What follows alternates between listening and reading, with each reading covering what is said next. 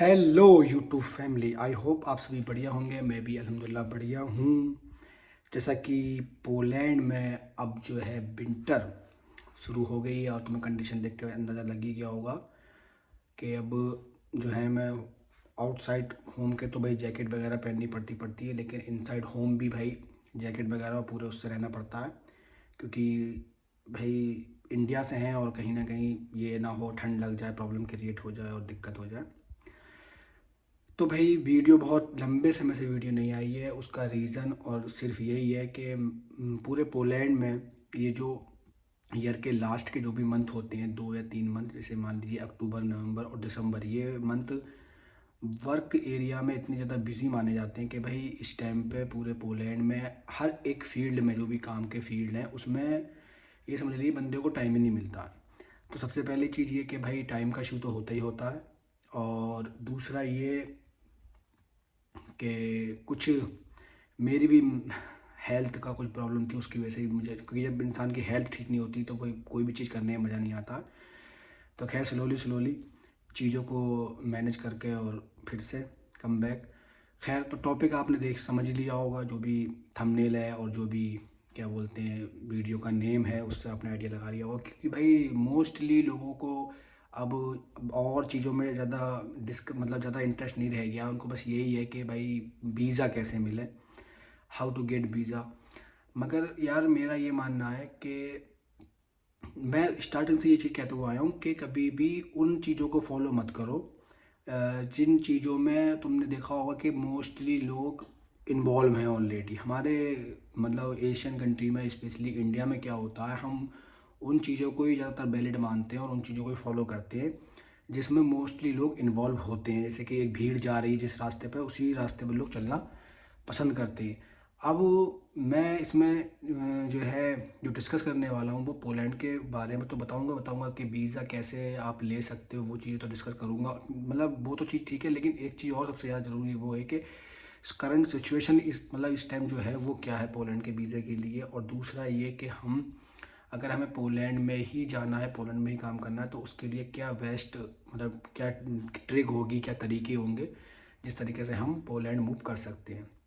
ठीक है, तो इन सब चीज़ों पे जो है डिस्कस करेंगे वीडियो में।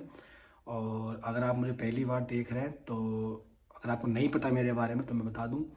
मैं इंडिया का रहने वाला हूं और मैं इस समय हूं यूरोप के देश पोलैंड में। ठीक है, और मैं पिछले यहाँ 2 साल से रह रहा हूँ, और जो मैं वीडियो क्रिएट करता हूँ वो स्पेशली पोलैंड के लिए मतलब पोलैंड से रिलेटेड वीडियो क्रिएट करता हूँ, ताकि जो भी लोग यहाँ पे आने वाले हैं, जो भी लोग यहाँ पे रह रहे हैं, जिनकी भी जो भी प्रॉब्लम है, जो मैं मतलब मेरे थ्रू या मेरे बात मतलब मेरी इन्फॉर्मेशन से जो भी उनकी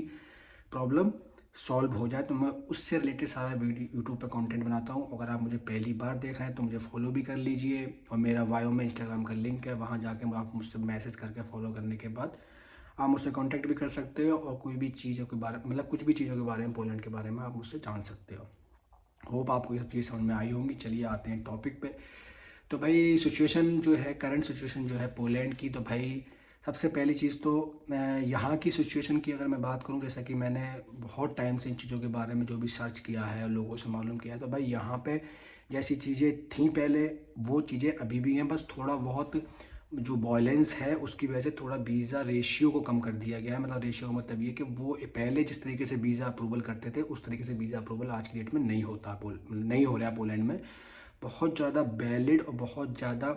कंफर्मेशन के बाद ही वीज़ा अप्रूवल होता है, स्पेशली फॉर इंडिया। ठीक है भाई, उसका रीज़न यही है कि भाई पिछले जो भी साल निकले हैं, जो भी लोग यहाँ पे आए हैं, जितनी भी गैदरिंग पोलैंड में हुई है, तो स्पेशली उसमें इलीगल तरीके से जो वो मतलब करप्शन जिस तरीके से जो भी देखा गया, वो इंडिया के ही उसमें देखा गया। इस बेसिस पे इंडिया के लिए जो भी रिक्वायरमेंट इन्होंने वीज़ा देने की रखी है वो बहुत ज़्यादा टफ कर दी है। ठीक है, बाकी अब यहाँ की सिचुएशन तो जो भी है, जैसा भी है ठीक है, क्योंकि अगर आप वहाँ से सारी चीज़ें क्लियर कर लेते हो तो यहाँ मतलब चांसेस मतलब ये नहीं कि आपके 100% रिजेक्शन आएगा या वीज़ा नहीं मिलेगा, ऐसा कुछ नहीं है। वीज़े लग रहे हैं, वीज़े और लोग आ भी रहे हैं। नेपाल से बहुत सारे लोग आ रहे हैं। जब नेपाल से जब पोलैंड में एंट्री हो रही है, लोग आ रहे हैं, तो फिर मतलब अब अपॉइंटमेंट सारी क्लियर हो रही हैं। वैसे तो नेपाल की अपॉइंटमेंट भी इंडिया दिल्ली में ही होती है, जयपुर में होती है, लेकिन फ़िलहाल वहाँ वहाँ के लिए वीज़े लग रहे हैं। और उसी के साथ साथ जैसे बांग्लादेश हो गया, यहाँ के वीज़े लग रहे हैं। अब दूसरा रीज़न मतलब प्रॉब्लम क्रिएट कहाँ होती है, प्रॉब्लम क्रिएट ये होती है कि इंडिया में सबसे पहले तो जो वर्क परमिट है वो ही इंडिया के लिए 2 से 3 महीने में निकल कर जा रहा है, ठीक है, पहली चीज़। दूसरी चीज़ क्या है, दूसरी चीज़ ये है कि वर्क परमिट के बाद में अपॉइंटमेंट लेना इंडिया में बहुत ज़्यादा मुश्किल हो गया। जैसे कि मैंने आपको बताया था, अपॉइंटमेंट ड्रॉ सिस्टम में कन्वर्ट हो गया है, और ड्रॉ सिस्टम में कन्वर्ट होने के बाद में उसमें भी कि अगर आप लकी हैं तो आपका मान लीजिए पहले ड्रॉ में आ जाए, या 2 वीक 3 वीक आफ्टर आपका आए अपॉइंटमेंट के लिए। फिर वो सारी कंफर्म करने की मतलब कंफर्म करने के बाद में फिर आपका जो है BFX वगैरह ये सब होने के बाद में फिर अब पोलैंड को आपको फेस करना होगा। पोलैंड में अगर मान लीजिए किसी वजह से वो रिजेक्शन दे देता है, किसी ना किसी मतलब वर्क परमिट एक्सपायर हो गया, या वर्क परमिट में कोई इशू है, जाली है, फेक है, या कोई आपका जो है होम बुक नहीं है, घर बुक नहीं है यहाँ पे, या कोई मतलब और भी कोई भी इशू हो सकते हैं, डॉक्यूमेंट प्रॉब्लम। तो इन सब चीज़ों को फेस करने के बाद आपको पोलैंड का जो है वीज़ा मिल जाएगा, ठीक है। तो ये मुझे लगता है बहुत टफ सिचुएशन है। तो अब मैं मतलब ये मेरे माइंड में है, अब ये सारी चीज़ें फेस इंसान करेगा तो इसके अलावा दूसरा सॉल्यूशन क्या है। मैं उस बार स्पेशली टॉपिक जो है वो ये है जो अब स्टार्ट हो रहा है कि भाई दूसरा सॉल्यूशन क्या है। तो मेरी नज़र में ये है कि अगर आपको पोलैंड में ही काम करना है, पोलैंड में ही आना है, अगर आपने सुन रखा है और आपको पसंद है पोलैंड में काम करना, कोई भी चीज़ मान लीजिए आपके माइंड में मैं पोलैंड में ही जाऊंगा,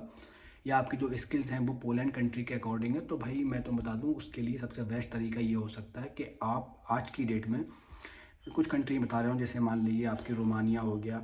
लुथेनिया हो गया, क्रोशिया जो अभी भी शेंगन में आया है, ठीक है, ये इस तरह की कंट्री जो भी हैं, जो मतलब हंगरी हो गया, ठीक है, और भी कुछ कंट्री हैं। यहाँ पे सबसे पहले चीज़ आपको ये देखने को मिलेगी कि आपका चार्ज जो है इंडिया से वो बहुत कम पैसों में हो जाएगा, ठीक है। जैसे कि पोलैंड के लिए लोग 6 7 8 लाख 9 लाख 12 लाख तक मांग रहे हैं, तो वहाँ पे ये इतना ज़्यादा आपको जो है पैसों का मतलब पैसों की वैल्यू फेस नहीं करनी पड़ेगी, बहुत कम अमाउंट में आपका वहाँ के लिए हो जाएगा, पहली चीज़। दूसरा, अपॉइंटमेंट भी ईजी हो जाएगी।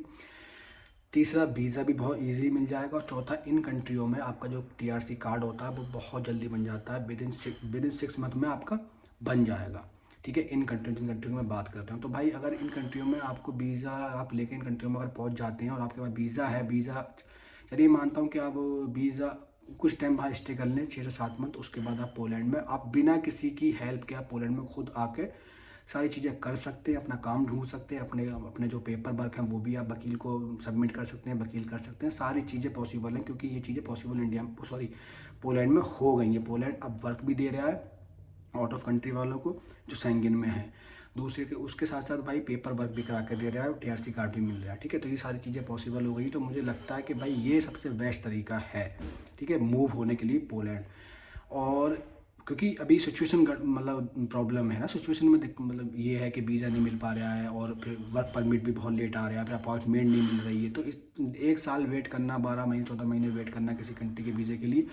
तो मुझे लगता है वो उतना टाइम आप किसी दूसरी कंट्री को दे दो, वहाँ के सारे स्किल्स भी आप सीख जाओगे, और ये भी है कि आप पोलैंड में मूव भी हो जाओगे। तो ये बेस्ट तरीका है मेरी नज़र में। बाकी इसके अलावा भी अगर कोई चीज़ अगर किसी इंसान के माइंड में है तो वो मुझे सजेस्ट कर सकता है, या कोई भी इन्फॉर्मेशन के लिए, या मैं कोई चीज़ मतलब मैं सही तरह से नहीं बता पा रहा हूँ, या कोई चीज़ आपके माइंड में क्रिएट हो रही है, वो आप मुझे कमेंट में सजेस्ट कर सकते हैं, बता सकते हैं, मैं उसके ऊपर फिर वीडियो बना दूंगा। और दूसरा ये कि मुझे कमेंट बताओ, टॉपिक जो था वीडियो को वो मैंने समझा दिया, ठीक है। और बस ये एक सबसे बेस्ट तरीका है, इन कंट्रियों में आप मूव हो सकते हैं। इसके अलावा मैं अभी आने वाली अपकमिंग वीडियो में कुछ कंट्री जो एशिया में ही हैं, ठीक है, वहाँ के जो है सिंगापुर हो गया, ठीक है, रशिया हो गया, इन कंट्रियों में क्या चल रहा है, कितनी कितनी सैलरी है, कितना खर्चा आ रहा है, वीज़ा कैसे लगना है, वर्क वीज़े पर जाएँ, स्टडी वीज़े पर जाएँ, ये सारी वीडियो आने वाली हैं। तो भाई जो भी लोग मतलब इन कंट्रियों में जाने के लिए वो हैं, या एशियन कंट्री में जो भी कंट्री आपके माइंड में है, तो वो मुझे सजेस्ट कर दें, मैं उन पर वीडियो बनाऊँगा, ठीक है। और अपकमिंग वीडियो इसी से टॉपिक से रिलेटेड आने वाली हैं, और कुछ वीडियो जो है जैसे डंकी के बारे में लोगों ने बताया था, तो उसकी स्पेशल वीडियो आने वाली है, इंडिया टू अमेरिका के मतलब कैसे हम डंकी लगा सकते हैं, और लगाना ठीक है नहीं लगाना ठीक है उसके बारे में भी। तो बहुत सारी वीडियो अपकमिंग है, तो चैनल पर बने रहिए, सब्सक्राइब करके रखिए, और बेल आइकन भी ऑन करके रखिए, क्योंकि वीडियो अब बहुत कम हो गई हैं, तो ये ना हो कि आप वीडियो मिस कर दें, और किसी भी इन्फॉर्मेशन से आप जो है क्या बोलते हैं हिंदी में वंचित रह जाएं, ठीक है। तो इसलिए जो है सब्सक्राइब करके रखें। और बायो में मेरे इस वीडियो के भी बायो में लिंक है इंस्टाग्राम का, और मेरे वैसे यूट्यूब के बायो में मेरा इंस्टाग्राम का लिंक है, तो वहाँ जाओ, सबसे पहले मुझे फॉलो करो, उसके बाद मुझे मैसेज करो, जो भी इन्फॉर्मेशन चाहिए वो आपको मिल जाएगी। और बहुत सारी वीडियो मैंने बना रखी है, समथिंग 200 वीडियो मैंने क्रिएट कर रखी हैं, वो सारी वीडियो मेरे यूट्यूब चैनल पे हैं, उन वीडियो को जाकर देखो और बहुत सारा प्यार दो। Thank you. और कोई भी चीज़ अगर मिस आउट हो रही है आपके माइंड से, तो भाई मुझे कमेंट करके उस वीडियो के बाद उस चीज़ के बारे में बोलो, मैं इंशाल्लाह नेक्स्ट वीडियो उसी टॉपिक बनाऊँगा। खैर मिलते हैं अगली वीडियो में, अभी के लिए अल्लाह हाफिज़, दुआ में याद रखें।